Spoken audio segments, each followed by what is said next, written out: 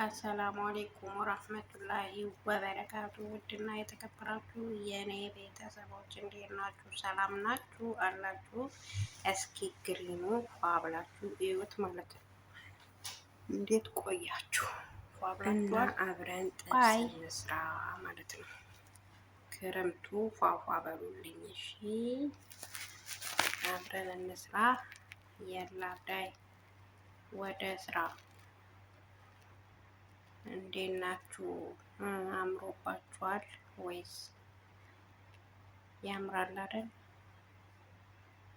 እኛ እየሞከርን ነው። እናንተም ላይክ፣ ሼር፣ ሰብስክራይብ አድርጉኝ እሺ። እና በተረፈ እንብላ።